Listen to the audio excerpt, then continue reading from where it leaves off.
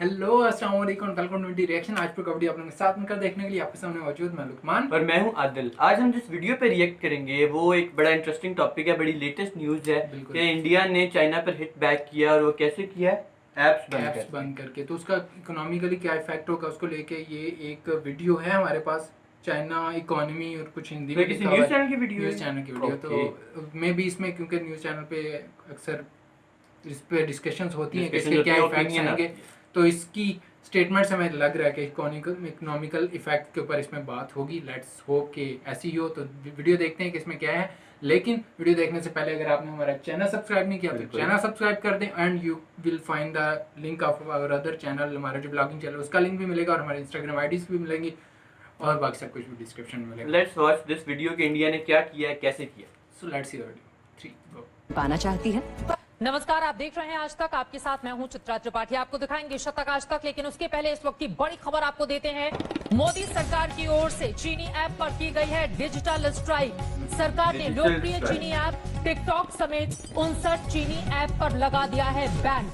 प्रतिबंध लगा दिया गया है। इन चीनी ऐप से निजता की सुरक्षा का मामला माना जा रहा था।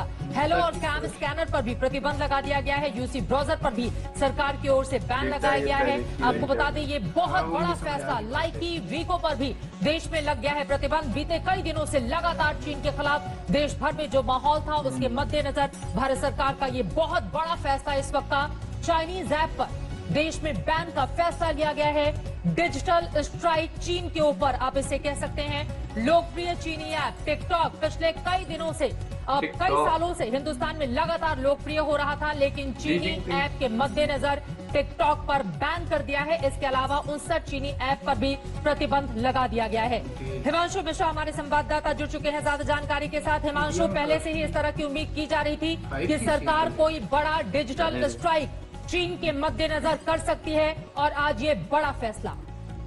देखिए, बिल्कुल चित्रा की बहुत बड़ा फैसला सरकार का है और सरकार ने चाइनीज की जो 59 ऐप है उन सबको बंद कर दिया और टिकटॉक से लेके तमाम जो इस तरीके की ऐप्स थी उनको बंद किया है। और साथ ही साथ कई जो चाइनीज कंपनियों के मोबाइल हैं उनकी वीडियो कॉलिंग को भी बंद करने का फैसला ले रही है सरकार। तो सबसे बड़ी बात यह है कि चाइना को 3 स्तर पर सरकार जो है वो चुनौती दे रही है। एक, उनको ग्राउंड के ऊपर जिस तरीके से गलवान घाटी के अंदर चुनौती दी जा रही है। दूसरा, डिप्लोमेटिक स्तर पर चाइना को किस तरीके से घेरा जा रहा है। और तीसरा, आर्थिक स्तर पर भारत सरकार की कोशिश है चाइना को घेरा जाए, क्योंकि इलेक्ट्रॉनिक्स मार्केट जो चाइना की है उसका बहुत बड़ा बाजार अगर हम देखें तो भारत है। और अगर भारत में इस तरीके से लगातार बैन होते रहे तो चाइना के लिए कह सकते हैं कि आर्थिक प्रतिबंध जो है वो भारत के द्वारा लगाया जा रहा है। और ये बात चाइना को समझ भी धीरे धीरे आने लगी है अगर हम देखें। हिमांशु, इसके साथ एक महत्वपूर्ण बात यह है, दरअसल देश की सुरक्षा को लेकर जोखिम था। जिस तरह के चाइनीज ऐप हैं, हमारी जितने भी महत्वपूर्ण डेटा थे वो चीन जा रहे थे, जिसके मद्देनजर इस तरह से बड़ा बैन लगा दिया भारत सरकार ने। देखिए, बिल्कुल ये डाटा तो जरूर चीन जा रहे थे और इन ऐप के जरिए चाइना को एक बहुत बड़ा ये कह सकते हैं कि आर्थिक फायदा भी हो रहा था। और इसको मद्देनजर रखते हुए एक बड़े तरीके का कह सकते हैं कि एक आर्थिक प्रतिबंध के तौर पे अगर हम इसको देखें तो ये शुरुआत है चाइना के लिए। इससे पहले भी अगर आप देखें तो टेलीकॉम मिनिस्ट्री जो रविशंकर प्रसाद की है और जिसमें आईटी मिनिस्ट्री में भी रविशंकर प्रसाद ही है, पहला फैसला उन्होंने लिया था। उन्होंने कहा था कि बीएसएनएल का जो रिवैम्प होगा और 4G से जुड़े जो भी इक्विपमेंट है वो चाइनीज कंपनियों के नहीं होंगे। और वो शुरुआत हुई थी और आज जो है इन 59 ऐप के ऊपर अगर बैन लगा के सरकार ने दिखा दिया है कि भारत सरकार जो है वो ग्राउंड पे भी और आर्थिक क्षेत्र पे भी जो है चाइना पे लगातार जो है ये कह सकते हैं कि उसको कमर ककली है कि चाइना को मुंह तोड़ जवाब दिया जाएगा। तो ये इस तरीके के बैन जो हैं वो आगे आने वाले दिनों में और भी देखे जा सकते हैं। अलग अलग मंत्रालयों से आपको इस तरीके की खबरें मिलेंगी, क्योंकि रेलवे ने भी इस तरीके के जो टेंडर्स थे जो चाइनीज कंपनियों को दिए गए थे उनके ऊपर बैन लगाया था, उनको रिव्यू किया था। और अब जब 59 इन ऐप के ऊपर बैन लगा के सरकार ने बता दिया है चाइना को कि अगर भारत बहुत बड़ा बाजार है चाइना के लिए इलेक्ट्रॉनिक क्षेत्र में भी और उनके जितने रॉ मेटेरियल है उसका भी एक बहुत बड़ा क्षेत्र बाजार है। और एक्साइज ड्यूटी भी बढ़ाई जाएगी। तो इस तरीके के तमाम कस्टम ड्यूटी से लेकर तमाम तरीके के फैसले जो है वो भारत सरकार आने वाले दिनों में लेगी। बहुत शुक्रिया हिमांशु मिश्रा इस पूरी जानकारी के लिए। इस वक्त की सबसे बड़ी खबर आज तक पर जो आप देख रहे हैं, चीन से तनाव के बीच भारत सरकार का बहुत बड़ा फैसला। टिकटॉक समेत 59 चाइनीज ऐप पर बैन का ऐलान किया गया है। हेलो और कैम स्कैनर पर भी प्रतिबंध लगा दिया गया है। क्लब फैक्ट्री, लाइकी, वायरस क्लीनर पर भी बैन लगा दिया। राइट, तो बड़े बड़े नाम हैं, बड़ी बड़ी ऐप्स हैं। अच्छा, ये वीडियो देखने के बाद मैं ढूंढ रहा था कि जूम और पबजी के बारे में पता चले, वो दोनों नहीं वो दोनों नहीं है बिल्कुल।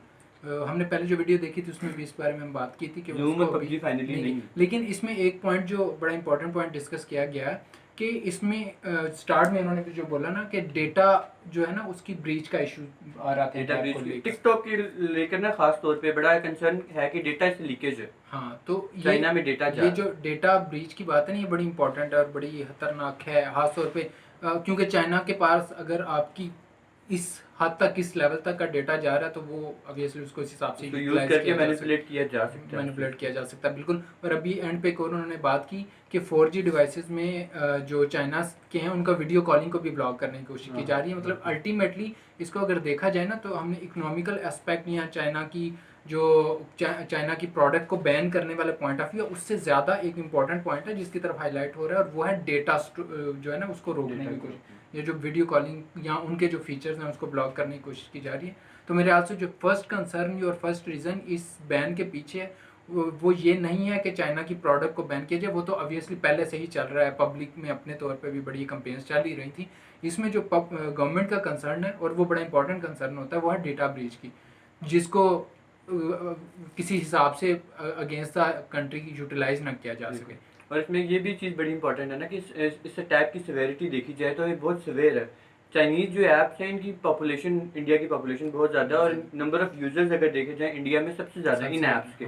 तो एकदम से इतनी बड़ी पॉपुलेशन इन ऐप्स को यूज़ करना बंद कर देगी तो बड़ा हिट बैक होगा चाइना के लिए, सेट बैक है ये। बिल्कुल वो जो चाइनीज़ कंपनीज ओन करती हैं ऑब्वियसली उन्हें भी नुकसान होगा। और हमने देखा जाए जैसे पास में अभी रिसेंटली हमने देखा है चाइना और यूएसए की वार को जो देखा था, ट्रेड वार जो स्टार्ट हुई थी, तो उसमें यूएसए को बड़ा हिट किया था चाइना ने उनकी प्रोडक्ट्स को बैन करके, डेटा और उसमें इंफॉर्मेशन वो सारा जैसे उनके आईफोन को ये वो, और उसका इफेक्ट हुआ था यूएसए को काफ़ी ज़्यादा। और अभी ये जो इंडिया में ये कंपेन्स तो हम चलते हुए देख रहे हैं काफ़ी टाइम से, लेकिन मेरे ख्याल से उतना प्रॉपरली इन पे इम्प्लीमेंट हो नहीं पा रहा कि जिससे ऑफिशियली तो अभी इनको अनाउंस किया ना कि ये ऑफिशियली अभी बैन है। पहले तो वो मोरालिटी की उसमें थे कि हमें मोरली इन ऐप्स को यूज नहीं करना चाहिए क्योंकि चाइना के साथ हमारे रिलेशन सेवेयर हैं, लेकिन अब तो ये एक किस्म का लॉ बन चुका है, एक नोटिफिकेशन सर्कुलर पास हो चुका है। बिल्कुल, तो अब उसका इफेक्ट आई होप कि इसी तरह आएगा कि बड़ा स्ट्रिक्टली इम्प्लीमेंट होगा। एग्जैक्टली मेरे ख्याल से ये बिल्कुल ये बड़ा वैलिड पॉइंट है कि पहले पब्लिक लेवल पे सिर्फ होता था, इसलिए उसकी उतनी स्ट्रांगली इम्प्लीमेंटेशन नहीं होती थी और उतना ज़्यादा इफेक्ट नज़र नहीं आता था। लेकिन अभी क्योंकि गवर्नमेंट लीड करना शुरू होगी